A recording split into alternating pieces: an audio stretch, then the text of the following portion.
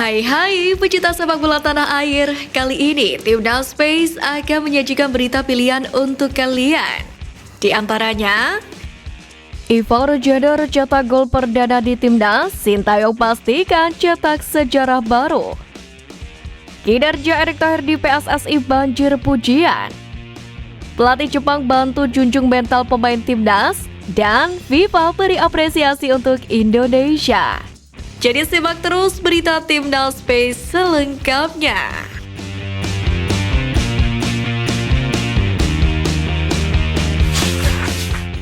Timnas Indonesia akhirnya memenangi laga pamungkas kualifikasi Piala Asia U23 Grup K, di mana pertandingan ini sangat penting bagi kedua tim, karena kemenangan akan membawa mereka lebih dekat ke babak berikutnya.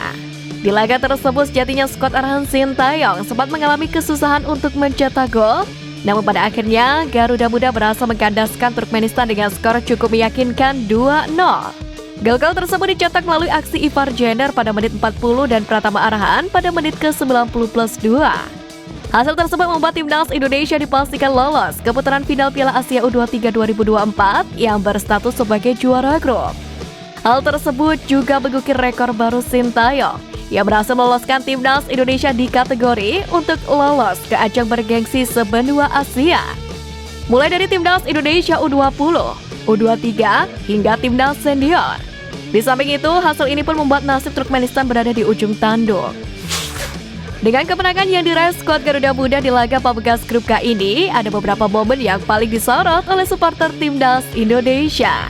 Di antaranya, pada laga ini, salah satu pemain keturunan Timnas Indonesia, yakni Ivar Jenner berhasil mencetak gol debutnya bersama Garuda Muda.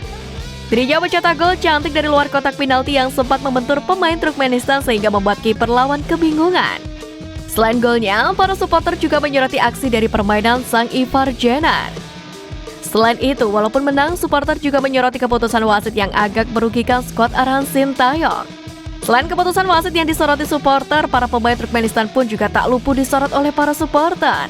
Sebab skuad arahan Ahmet Aga Bayradov itu terlihat gampang jatuh dan sering bergulur waktu. Di samping itu, ada momen ketika Presiden Jokowi juga ikut berselebrasi atas kemenangan dan kepastian lolos ke Piala Asia U23 tahun depan.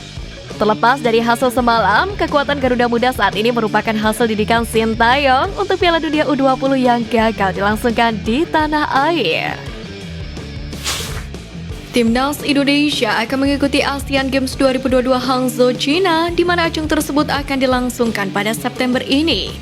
Tepatnya pada 23 September hingga 8 Oktober mendatang.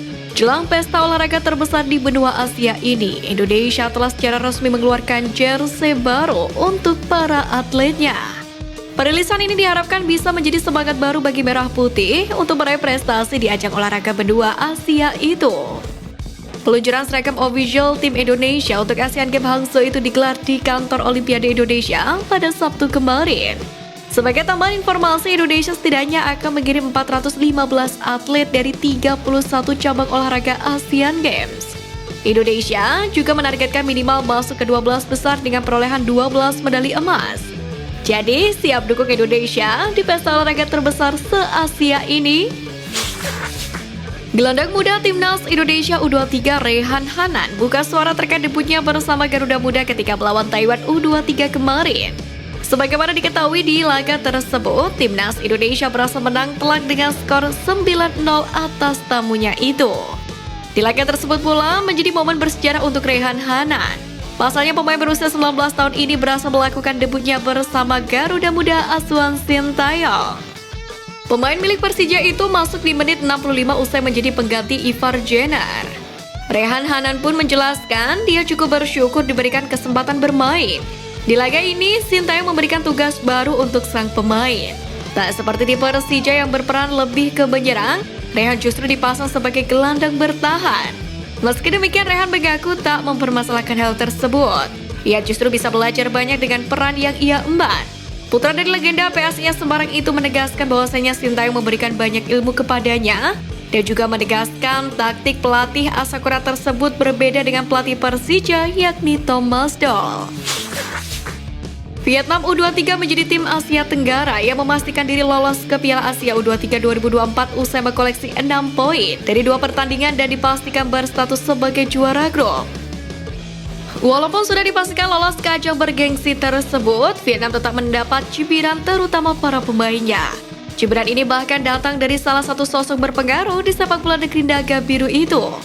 Menurut Pham Minh Hai, kenyataan memperlihatkan bahwa kekuatan Vietnam U23 kurang bagus karena para pemain tak bisa bermain secara tim. Selain itu, para pemain Vietnam juga dinilai belum mampu mengimplementasikan strategi yang diterapkan oleh Trozier dalam permainan. Bahkan, kemenangan yang diraih oleh tim Aran Philippe Trozier itu hanya keberuntungan saja. Sebagaimana diketahui, timnas Indonesia berpartisipasi di Piala Asia tahun depan. Skuad Garuda berada di grup D bersama dengan Jepang, Irak, dan Vietnam. Jelang ajang tersebut, baik timnas Indonesia maupun Jepang telah melakukan pemanasan di FIFA Matchday September ini. Kedua tim juga meraih hasil positif dengan skor yang cukup meyakinkan. Skuad arahan Sintayong itu berhasil mengalahkan Turkmenistan dengan skor 2-0 dan skuad arahan Haji Memorialsu mengalahkan Jerman dengan skor 4-1. Menanggapi hal tersebut, Sintayong merasa tertampar dengan kemenangan Jepang atas Jerman. Pelatih asal Korea Selatan itu mengakui bahwasanya Jepang merupakan lawan yang sulit bagi timnas Indonesia di Piala Asia nanti. Namun, Sintayong tak bisa pasrah begitu saja karena pelatih berusia 52 tahun itu harus yakin dengan kekuatan timnas Indonesia saat ini. Seperti hanya Haji Memorialsu ketika melawan tim berjuluk Der Panzer itu. Memorialsu percaya pada proses yang disertai usaha kerja keras hingga membuatnya berani menetapkan target tinggi dari tantangan yang ada. Salah satu penyerang muda timnas Indonesia kini memang sedang naik daun. Pemain tersebut tak lain dan tak bukan adalah Ramadan Sananta. Ya, pemain berusia 20 tahun ini belakangan menjadi sorotan supporter tanah air karena tampil cukup impresif bersama timnas maupun timnya Persis Solo. Ketajaman eks Persikabo 1973 itu sudah mulai terlihat di musim lalu bersama PSM Makassar. Hal tersebut membuat dirinya dipanggil Sintayong untuk memperkuat timnas Indonesia ketika melawan Curaçao tahun lalu. Semenjak itu dirinya sering menjadi langganan ujung tombak timnas Indonesia di semua level umur. Di samping itu, ketajaman Sananta di lini serang juga membuat salah satu pemain keturunan buka suara. Di mana menurut Rafael Struijk, Sananta memiliki kemampuan yang spesial. Karena seperti yang diketahui, sebelumnya kedua pemain ini menjadi ujung tombak timnas U23 ketika melawan Taiwan U23 kemarin. Penyerang adu Den Haag tersebut mengaku Ramadan Sananta memiliki pergerakan di kotak penalti yang sangat baik. Selain itu, kemampuannya menciptakan banyak peluang berbahaya juga menjadi sorotan. Dengan hal tersebut, Rafael Struijk pun mendesak Sananta agar berkarir di luar negeri. Sebagaimana diketahui, gelaran Piala Dunia U17 akan digelar di tanah air tepatnya pada bulan November tahun ini. Turnamen Piala Dunia U17 2023 sendiri akan digelar di 4 kota Indonesia pada 10 November hingga 2 Desember mendatang. Kini terhitung, ajang tersebut akan digelar kurang lebih dalam 2 bulan ke depan. Sebelum digelarnya event prestisius level umur tersebut, FIFA akan melangsungkan drawing fase grup pada 15 September mendatang di Swiss. 2 bulan jelang keberlangsungan Piala Dunia U17, Gianni Infantino pun membagikan beberapa foto terkait ajang tersebut pada edisi-edisi sebelumnya. Pria berusia 53 tahun itu pun mengaku bahwa dirinya sudah tak sabar menanti ajang tersebut dimulai. Lebih lagi, turnamen itu akan berlangsung di negara seindah Indonesia. Bahkan dirinya juga yakin timnas Indonesia bisa melahirkan bintang baru di dunia sepak bola. Timnas Indonesia belakangan ini memiliki jadwal yang sangat padat. Bahkan pelatih timnas Sintayong pun dalam 1 bulan ini menangani 3 kategori event yakni Piala AFF U23, FIFA Matchday, dan kualifikasi Piala Asia U23. Dalam 3 laga timnas itu pula, Ketua PSSI Erick Thohir selalu datang ke stadion untuk mendukung skuad arahan Sintayong berlaga.